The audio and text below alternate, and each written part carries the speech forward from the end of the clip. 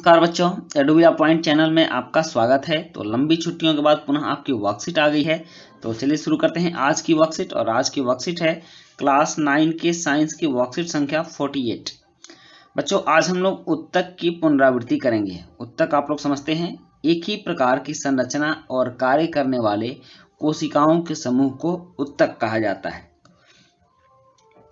मतलब कि आपने अभी तक पढ़ा है कि शरीर की क्रियात्मक इकाई कोशिका होती है। तो एक ही प्रकार की जब बहुत सारी कोशिकाएं मिलकर कोई एक संरचना बनाती हैं तो उसको उत्तक कहते हैं। अब यह उत्तक भी दो तरह से हम लोग पढ़ेंगे। एक पादप उत्तक मतलब पौधों में पाए जाने वाले उत्तकों को अलग से पढ़ेंगे, और जंतु उत्तक मतलब जंतुओं में पाए जाने वाले उत्तकों को अलग से पढ़ेंगे। तो यहाँ आप देखिए, यहाँ थोड़ा सा आपको दिखाने का प्रयास किया गया है कि जो शरीर की क्रियात्मक इकाई होती है वह कोशिका होती है। कोशिकाएं मिलकर उत्तक का निर्माण करती हैं, और बहुत से उत्तक मिलकर अंग बनाते हैं, और बहुत से अंग मिलकर अंग तंत्र बनाते हैं। जैसे आप यहाँ देखिए, जंतु में भी है कोशिका, उत्तक, अंग, और बहुत सारे अंग मिलकर अंग तंत्र बनते हैं। इसी कॉन्सेप्ट को समझते हुए हम लोग इस वर्कशीट को आगे पढ़ेंगे। पादप उत्तक, अभी हम देखेंगे कि पौधों में उत्तकों की संरचनाएं कैसी होती हैं। पौधों में जो उत्तक होते हैं यह अधिकतर मृत होते हैं, इसलिए पौधों में वृद्धि भी कुछ ही क्षेत्रों तक सीमित रहती है। इन्हें ऊर्जा की आवश्यकता भी कम होती है। पादप उत्तक दो प्रकार के होते हैं, विभज्योत्तक और जटिल अस्थायी उत्तक। पहला होता है विभज्योत्तक और दूसरा होता है जटिल अस्थायी उत्तक। तो सबसे पहले हम लोग विभज्योत्तक देखते हैं। पौधों की वृद्धि कुछ निश्चित भागों से ही होती है। ऐसा विभाजित होने वाले उत्तकों के कारण होता है। आपने देखा होगा कि पौधों का जो ऊपरी भाग है यह बहुत ज़्यादा विकास करता है निचले भाग की अपेक्षा, या इन तना स्टेम के जो कोशिकाएं होती हैं इनकी अपेक्षा ऊपर वाला जो भाग है वो बहुत ज़्यादा विकास करता है, क्योंकि ऊपर वाले भाग में विभज्योत्तक होते हैं। और इस प्रकार के उत्तकों को विभज्योत्तक कहते हैं। यह तीन प्रकार के होते हैं, शीर्षस्थ विभज्योत्तक, अंतर्विष्ट विभज्योत्तक और पार्श्व विभज्योत्तक। अस्थायी उत्तक यह दो प्रकार के होते हैं, सरल अस्थायी उत्तक यह तीन प्रकार के होते हैं, पैरेन्काइमा, कॉलेन्काइमा और स्क्लेरेन्काइमा। अब उसके बाद एक है और एपिडर्मिस। एपिडर्मिस पौधे के सभी भाग जैसे फूल, पत्ती, तना, जड़ की बाहरी सतह और बाहरी सतह की कोशिकाओं की एक परत से ढकी होती है। इस परत को एपिडर्मिस कहते हैं। नेक्स्ट है जटिल अस्थायी उत्तक। जटिल अस्थायी मतलब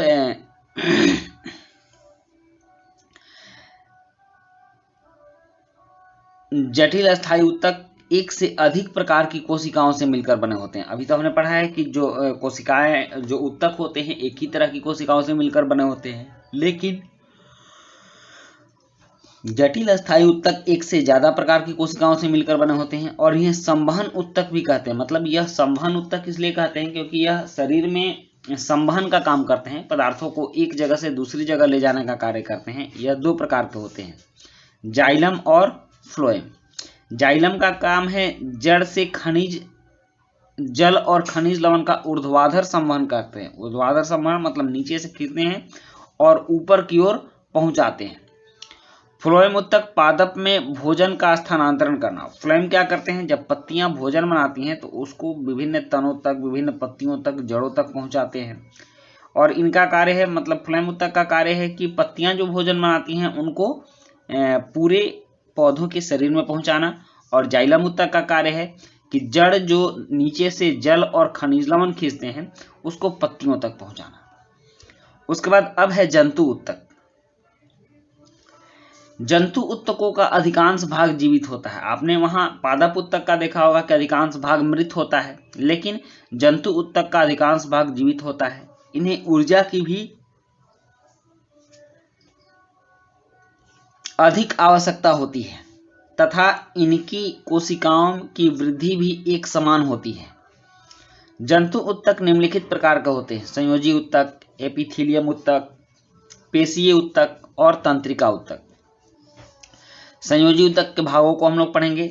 यह होता है रक्त, अस्थि, उपास्थि, स्नायु, कंडरा, एरियोलर और वसा में। संयोजी ऊतक कितने प्रकार के होते हैं। उसके बाद है एपिथीलियम ऊतक। यह सल्की एपिथीलियम, घनाकार एपिथीलियम, स्तंभी एपिथीलियम, स्तरित एपिथीलियम, स्तरित सल्की और ग्रंथिल एपिथीलियम होता है। उसके बाद होता है पेशीय ऊतक।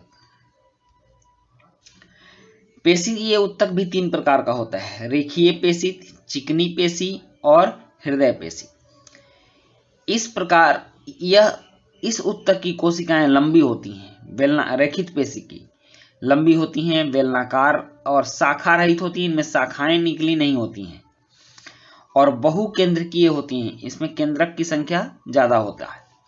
पार्श्व में हल्के गहरे रंग की धारियां होती हैं, इसलिए इन्हें रेखीय पेशी भी कहा जाता है।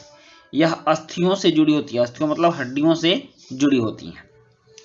उसके बाद है चिकनी पेशी। इस ऊतक की कोशिकाएं लंबी, शाखा रहित, एक केंद्रकीय, देखिए यहां जैसे रेखीय पेशी बहुकेंद्रकीय होती थी, यहां बहुकेंद्रकीय है, तो चिकनी पेशी एक केंद्रकीय होती है तथा सिरों से पतली तरकी रूपी होती है। यह पेशी अंगों का निर्माण करती है। उसके बाद है हृदयक पेशी। तो नाम से ही समझ रहे हैं, हृदयक पेशी मतलब हृदय की पेशी होगी। इस ऊतक की कोशिकाएं एक केंद्रकीय, बेलनाकार और शाखान्वित होती है। यह हृदय का निर्माण करती है। नेक्स्ट है अब तंत्रिका ऊतक। तंत्रिका ऊतक का मतलब होता है हमारे शरीर में तारों जैसे काम करने वाला, तार आपने समझा होगा जो कि बिजली को एक जगह से दूसरे जगह ले जाता है, तो उसी प्रकार के तंत्रिका ऊतक होते हैं। यह हमारे शरीर में सूचनाओं का आदान प्रदान करते हैं। मस्तिष्क, मेरुरज्जु तथा तंत्रिकाएं सभी तंत्रिका ऊतक की बनी होती हैं। तंत्रिका ऊतक तंत्रिका तंत्र का निर्माण करता है और न्यूरॉन के 3 भाग होते हैं, द्रुमिका, कोशिकाएं और तंत्रिकाक्ष। यहां देखिए, यह है द्रुमिका, यह कोशिकाएं और तंत्रिकाक्ष। तो इस तरह से ये इन सभी कोशिकाओं के बारे में हम लोगों ने जाना। और अब कुछ प्रश्न है, जैसे कि यहाँ 4 प्रश्न दिया गया है। ऊतक क्या है, पादप तथा जंतु ऊतकों में कोई 2 अंतर लिखिए। तो इन चारों प्रश्नों के उत्तर चलिए हम लोग आंसर शीट पर लिखते हैं। प्रश्न 1 है कि ऊतक क्या है, पादप तथा जंतुओं में कोई 2 अंतर लिखिए। तो एक ही प्रकार की संरचना और कार्य करने वाले कोशिकाओं के समूह को ऊतक कहा जाता है। पादप ऊतक, यह ऊतक अधिकतर मृत होते हैं। पादप ऊतक में ऊर्जा की आवश्यकता कम होती है। नेक्स्ट है जंतु ऊतक। जंतु ऊतक का अधिकांश भाग जीवित होता है। जंतु को अधिक ऊर्जा की आवश्यकता होती है। प्रश्न 2 है रेखित, चिकनी और हृदयक पेशी कोशिका में अंतर स्पष्ट कीजिए। तो यहाँ है रेखित पेशी कोशिका। इस ऊतक की कोशिकाएं लंबी, बेलनाकार, शाखा रहित और बहुकेंद्रकीय होती हैं। यह अस्थियों से जुड़ी होती है। चिकनी पेशी, इस ऊतक की कोशिकाएं लंबी, शाखा रहित, एक केंद्रकीय तथा सिरों से पतली होती हैं।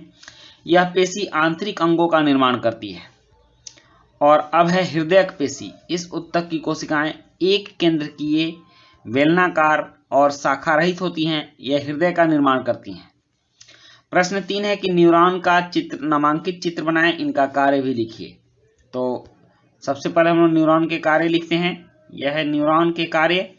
यह मस्तिष्क, मेरुरज्जु तथा तंत्रिकाएं सभी जगह पाई जाती हैं। इस ऊतक का कार्य शरीर से सूचनाओं को मस्तिष्क तक पहुंचाना तथा मस्तिष्क से दिए गए सूचनाओं को शरीर के विभिन्न अंगों तक पहुंचाना होता है। यहाँ न्यूरॉन का फोटो है, आप देख सकते हैं कि यह केंद्रक है, यह केंद्रिकाएं हैं, द्रुमिका है, तंत्रिकाक्ष है और तंत्रिका का अंतिम सिरा है। उसका प्रश्न 4 है कि संवहन ऊतक किसे कहते हैं। संवहन ऊतक के कार्य लिखिए तथा उनके घटकों के नाम भी लिखिए। तो जटिल अस्थायी ऊतक को संवहन ऊतक कहते हैं। संवहन ऊतक पौधों में बने भोजन, जल और खनिज लवण का पौधों के विभिन्न भागों में संवहन करते हैं। यह 2 प्रकार के होते हैं, जाइलम ऊतक और फ्लोएम ऊतक। तो बच्चों, यह थी आपकी आज की वर्कशीट 9th क्लास की साइंस की 48वीं वर्कशीट। वीडियो अच्छी लगी हो तो लाइक, सब्सक्राइब, कमेंट जरूर कीजिएगा। मिलते हैं नेक्स्ट वीडियो में। Thank you.